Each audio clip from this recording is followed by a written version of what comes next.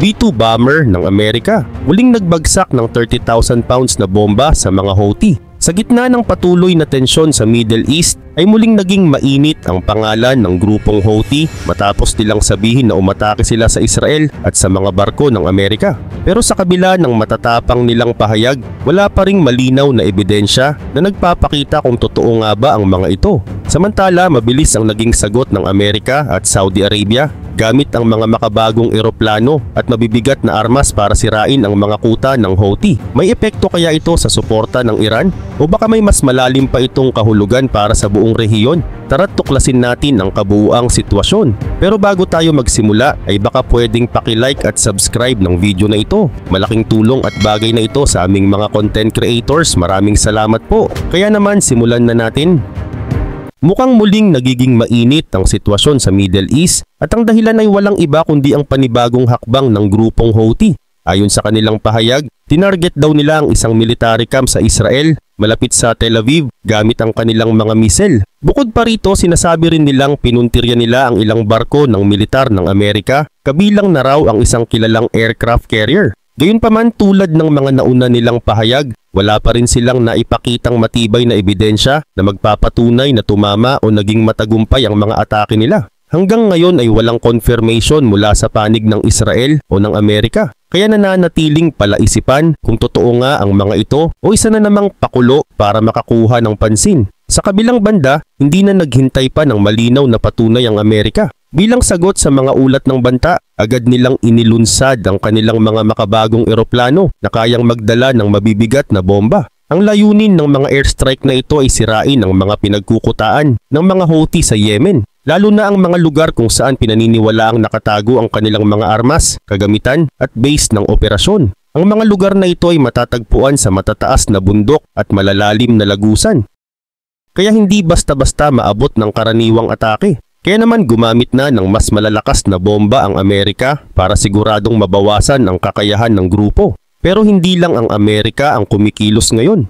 Habang patuloy ang mga tangkang pag-atake ng mga Houthi sa Israel, ay may mas malalang epekto ito sa Saudi Arabia.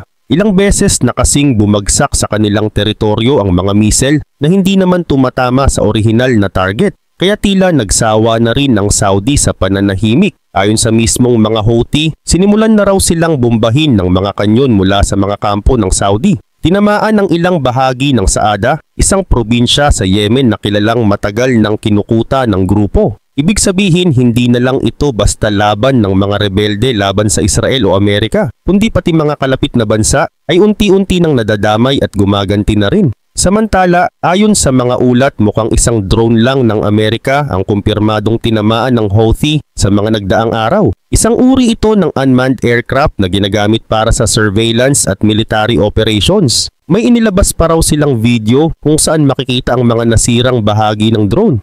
Pero ang iba pa nilang pahayag, tulad ng mga sinasabing matagumpay na strike sa loob ng Israel at sa mga barko sa dagat, ay nananatili pa ring walang matibay na basehan. At sa mga naglalabasang impormasyon mula sa mga taga-Masid ay may nakita ngang misel na pinakawalan mula Yemen patungong Israel. Pero ang masakit ay hindi ito nakarating sa target. Habang lumilipad pa lang ito, bigla itong sumabog sa ere at ang mga bahagi nito ay bumagsak sa loob mismo ng teritoryo ng Saudi Arabia. At hindi ito unang beses. Sa mga nakalipas na linggo ay ilang ulit na rin itong nangyari na nagpapakita kung gaano kadelikado ang bawat pagpapakawala ng misel. Hindi lang para sa kaaway, kundi pati sa mga lugar na hindi naman dapat madamay. Dahil dito ay naging mas matapang ang sagot ng Saudi. Nagpasya silang simulan na rin ang pag-atake sa mga pinaniniwalaang pinanggagalingan ng mga misel. At sa parehong panahon ay mas pinalakas pa ng Amerika ang kanilang opensiba. Gumamit sila ng mga eroplano na kayang tumarget sa mga matitibay at malalalim na bunker sa ilalim ng lupa. Isa sa mga lugar na tinamaan ay matatagpuan sa isang bundok. Ayon sa mga balita, may mga pasilidad sa ilalim ng bundok na ito na ginagamit para itago ang mga modernong armas at drone. Ginagawa ito para hindi basta-basta madetect o masira sa mga airstrike. Ang mga eroplano na ginamit sa operasyon ay kilala sa kanilang kakayahan na sirain ang malalalim na bunker, lalo na kung may hinala na may hawak ng mas mabibigat na armas. Ito ang dahilan kung bakit hindi basta-basta ang naging hakbang ng Amerika sa pagkakataong ito. Gayun din, hindi ito simpleng air raid, kundi isa itong mensahe. Isang malinaw na pahiwatig na handa silang sirain ang kahit anong pagtataguan ng armas, lalo na kung may kaugnayan sa mga bansang pinaghihinalaang nagbibigay ng suporta sa mga rebelde.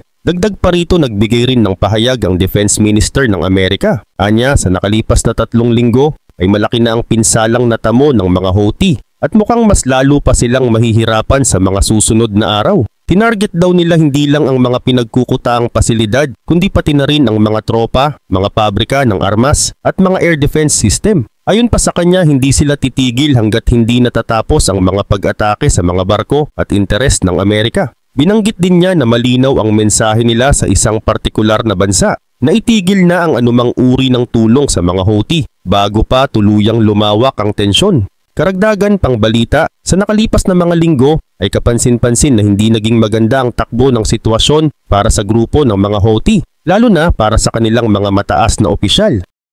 Ayon mismo sa mga balita na nanggaling sa kanilang panig, sunod-sunod umano ang pagkamatay ng ilan sa kanilang mga lider. Pero ang nakapagtataka ay ayaw nilang sabihin na ang dahilan ng pagkamatay ng kanilang mga opisyal ay mga pag-atake mula sa himpapawid ng Amerika. Sa halip ay sinasabi nilang ang mga ito ay namatay dahil sa mga natural na dahilan gaya ng atake sa puso o biglang pagbagsak ng katawan. Parang pilit nilang iniiwasan na aminin kung gaano kalala ang mga tinatamaang target ng airstrike. Isa sa mga opisyal na namatay ay si Abdul Nasser Saharan Al-Kamali. Sa panig ng kanyang pamilya, sinasabi nilang inatake lamang daw siya sa puso. Pero ayon naman sa mga ulat mula sa mga kumakalaban sa Houthi, hindi iyon ang buong katotohanan. Lumalabas na si Al-Kamali ay napatay umano sa isang airstrike na isinagawa ng puwersa ng Amerika at kinilala pa siya bilang isang kolonel sa kanilang pangkat na may kinalaman sa mga sensitive intelligence operations. Kung totoo ito, malinaw na isa siya sa mga matataas na target ng militar. Ang ganitong mga insidente ay nagsimula matapos ilunsad ang isang malaking operasyon ng militar ng Estados Unidos na pinangalanang Operation Rough Riders. Mula nang magsimula ito noong kalagitnaan ng buwan ng March ay sunod-sunod na ang pagkakumpirma ng pagkamatay ng maraming tauhan ng Houthi. Ayon sa mga military analyst, ito raw ay isang mas modernong version ng isang lumang operasyon noong panahon ni Theodore Roosevelt. Pero ngayon ay mas malawak ang saklaw, mas matindi ang lakas ng tama at direkta ang target sa mga pinakaimportanteng tao ng kalaban.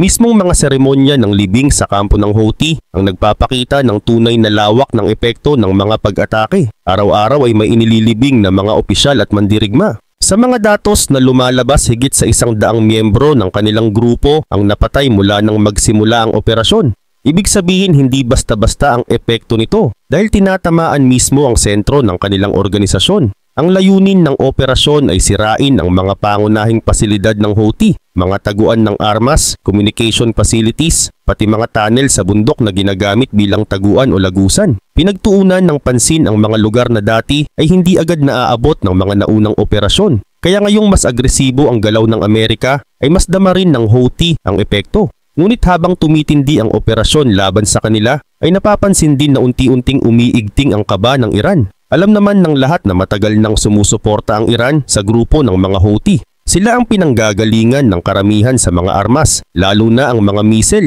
na ginagamit sa pag-atake sa mga barko at sa pagtatangkang maabot ang Israel. Pero sa kabila ng suportang ito, ay tila hindi na rin sigurado ang Iran kung hanggang kailan nila kayang itaya ang sarili nila sa digmaan na ito. Kasi kung wala ang Iran, parang mawawalan ng lakas ang Houthi. Hindi sila magkakaroon ng kakayahang umatake ng malayo kung wala ang tulong mula sa Iran. Kasabay ng lahat ng ito ay may lumabas na balita na magaganap ang isang mahalagang pag-uusap sa pagitan ng Estados Unidos at Iran sa bansang Oman sa mga darating na araw.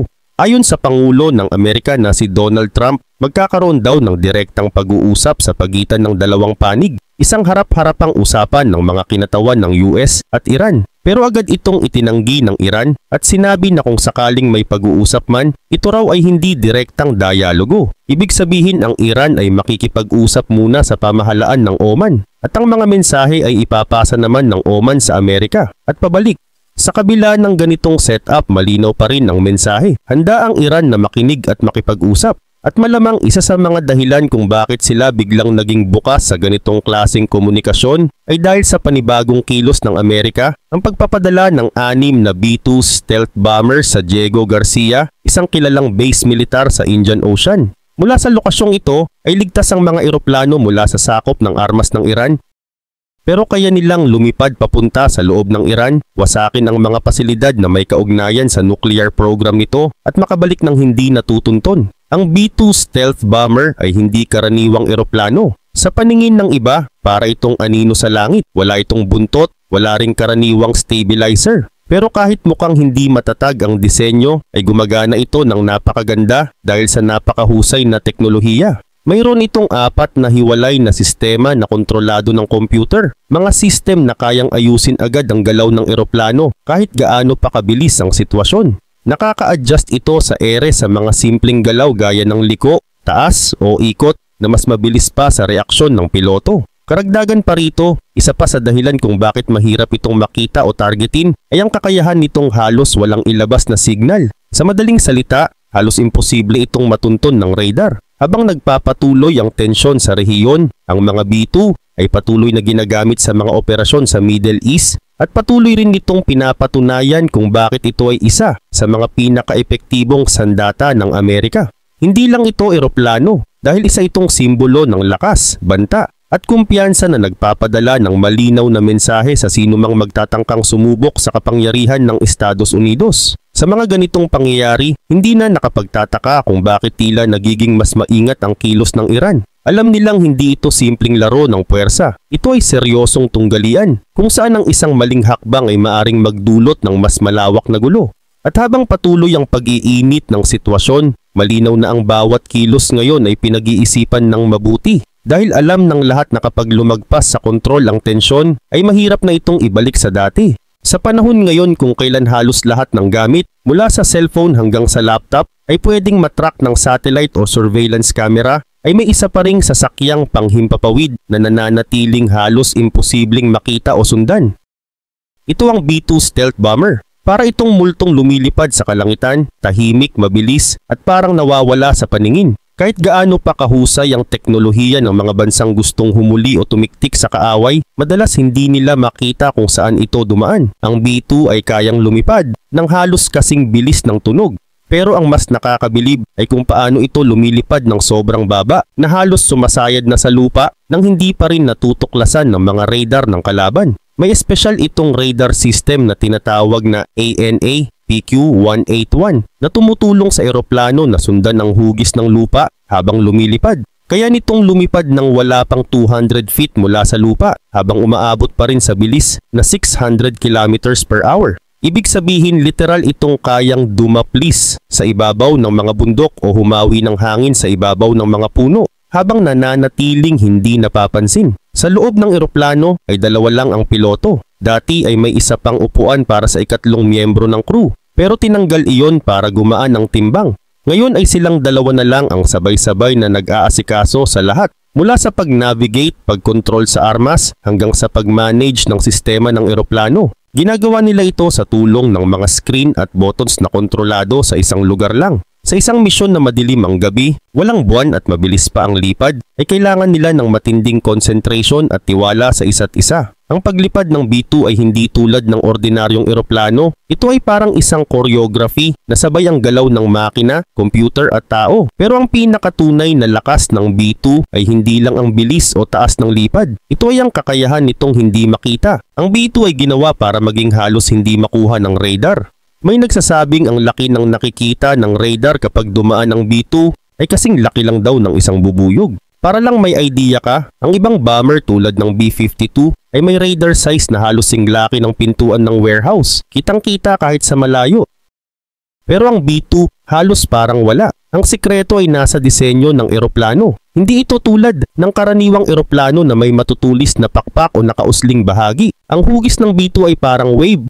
Pakurbang pababa, walang matalim at hindi nagbabalik ng signal sa radar. Gawa rin ito sa mga espesyal na materials tulad ng carbon fiber at iba pang lihim na sangkap. Ang mga materials na ito ay hindi nagpapatalbog ng radar waves. Sa halip sinisip-sip nila ito at binabago ang energy. Kaya hindi ito basta-basta nababasa ng mga makina ng kalaban. May espesyal din na coating ang balat ng B-2, parang pintura na nakakatulong para hindi tumalbog pabalik ang radar signal. Ang 4 nitong engine ay nakatago rin sa loob ng pakpak. At ang tambutso ay may special na disenyo na nagpapahina sa init na lumalabas. Ginagawa ito para hindi madaling makita ng mga sensor na tumutunton sa init. Pati ang mga blades ng engine ay gawa sa espesyal na metal na hindi madaling makita sa radar. Kapag nasa full stealth mode ang B2, pati ang mga antena ay nakatago sa loob ng katawan ng eroplano. Wala ring masyadong gumagalaw sa panlabas na bahagi nito, kaya halos wala itong binibigay na pahiwatig ng presensya. Ang kulay nito ay dark gray, hindi makintab, at halos hindi makikita sa gabi, lalo na kung mataas ang lipad nito sa himpapawid. Dahil sa sobrang sensitibo ng disenyo ng eroplano, ang mga taong nag-aalaga o nagme-maintain nito ay kailangang sobrang maingat. Bawat gasgas o bitak ay kailangang ayusin agad. Kahit maliit na sira ay pwedeng makabawas sa pagiging invisible nito. Kaya naman bawat parte ng eroplano ay sinusuri at nililinis ng maigi para sigurado ang takbo ng misyon. Sa digmaan, lalo na sa mga kagaya ng nangyayari sa Ukraine, hindi na sapat ang dami ng sundalo. Mas kailangan na ngayon ng matatalinong teknolohiya, mga armas na kayang magtago, umatake at umalis bago pa malaman ng kalaban kung saan sila galing. At sa ganitong klase ng laban, ang B2 ay isa sa mga pinakamahalagang gamit. Hindi ito basta eroplano. Isa itong tahimik na banta na kayang magdala ng matinding pinsala nang hindi napapansin. Sa modernong panahon ng digmaan, ang lakas ay hindi na lang nasusukat sa ingay at dami, kundi sa galing magtago, magplano at umatake sa tamang sandali.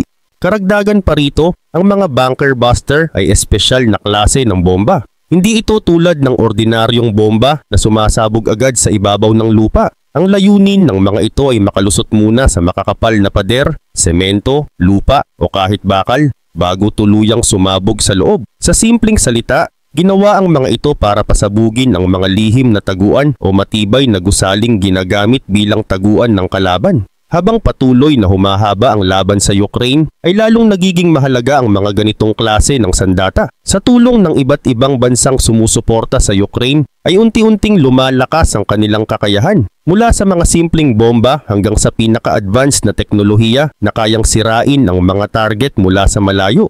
Isa sa pinakauna nilang ginamit ay ang JDAM o Joint Direct Attack Munition. Sa unang tingin ay hindi ito bagong bomba. Sa katunayan, isa lang itong aparatus na ikinakabit sa likod ng lumang klase ng bomba. Kapag nakakabit na, ay nagiging matalino ang bomba. Ibig sabihin, kaya na nitong sundan ng target gamit ang GPS at iba pang sistema ng pag-navigate. Gawa ito para sa lumang mga bomba gaya ng Mark 84, Mark 83 at Mark 82. At kahit luma na ang bomba, dahil sa JDAM ay kaya nitong tumama sa target mula sa layong 15 miles at may tama na halos eksakto sa lugar na tinutumbok nito. Ngunit lalo pang tumitindi ang epekto ng JDAM kapag pinagsama ito sa tinatawag na BLU-109, isang klase ng bomba na may laman na 600 pounds ng pampasabog at may matigas na bakal sa labas. Dinisenyo ito para makalusot sa mga matitibay na pader bago sumabog. Ang fuse nito o mitya ng pagsabog ay hindi agad puputok. Maghihintay ito ng tamang oras, karaniwan pagkatapos nitong makalusot sa istruktura ng kalaban para siguradong sa loob ng taguan mismo puputok ang bomba. Bagamat hindi ito ang pinaka-moderno sa lahat ng bunker buster, ang kakayahang gamitin ito sa maraming paraan ay swak na swak sa pangangailangan ng Ukraine. Dahil karamihan sa kanilang eroplano ay luma tulad ng MiG-29 at Su-27. Malaking bagay na may sandata silang gumagana pa rin ng epektibo sa ganitong mga lumang sasakyang panghimpapawid. Noong April 26, 2023 ay ginamit ng Ukraine ang 4 na JDAM na may bigat na 500 pounds bawat isa para wasakin ang isang gusali sa Bakhmut na hawak ng Russia. Base sa mga kuha mula sa drone, mukhang ang gusaling iyon ay ginagamit bilang imbakan ng gamit o lugar ng pagmamanman. Makikita rin na ginamit dito ang klase ng fuse na puputok agad sa tama imbes na antalahin. Subalit hindi doon natatapos ang kakayahan ng JDAM. Pinalawak pa ito at binigyan ng kakayahang lumipad ng mas malayo. Tinatawag itong JDAM-ER o Extended Range. Sa bersyong ito ay nilagyan ng pakpak ang bomba. Kaya kapag binitawan mula sa eroplano ay kaya nitong dumapo sa target mula sa layong 45 miles, higit 3 beses ang layo kumpara sa naunang version.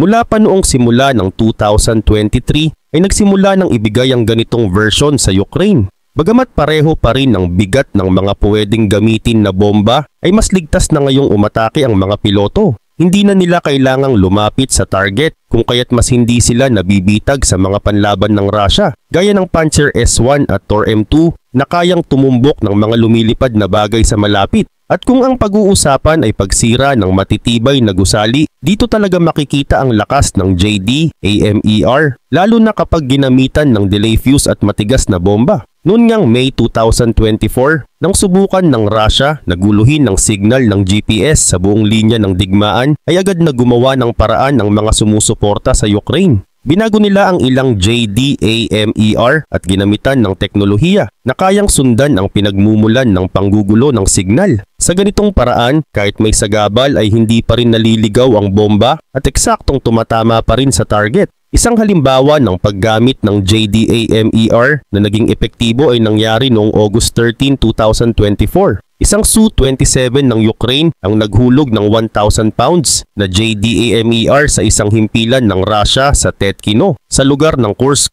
Ang ginamit nilang bomba ay BLU-110, isang mas magaan na version ng dating BLU-109. Sa kuha ng video ay kitang-kita kung paano tinamaan ang target. Ang dating matibay na gusali ay gumuho na lang at naging bunton ng graba. Pero hindi pa natatapos dyan, sapagkat 2 linggo lang ang lumipas noong August 30, 2024 ay gumamit naman ang Ukraine ng MiG-29 para sirain ang ilang tulay sa parehong rehiyon gamit pa rin ng JD-AMER. Malinaw na ang mensahe, kahit anong klaseng istruktura mula sa command center hanggang sa tulay ay pwedeng sirain ng ganitong klase ng armas. Kaya naman masasabi natin na ang JD-AMER ay hindi lang basta isang bomba. Isa itong mahalagang sandata na kayang iangkop depende sa pangangailangan. Sa pamamagitan ng tamang pagsasaayos ng fuse at klase ng pampasabog, ay kaya nitong sirain ang iba't ibang mahalagang target mula sa mga taguan ng kalaban, depensa ng base hanggang sa mga tulay at infrastruktura. At dahil kayang patamaan ng mga ito mula sa ligtas na distansya, ay mas nabibigyan ng pagkakataong umatras at makaligtas ang mga piloto habang ginagampanan ang kanilang misyon.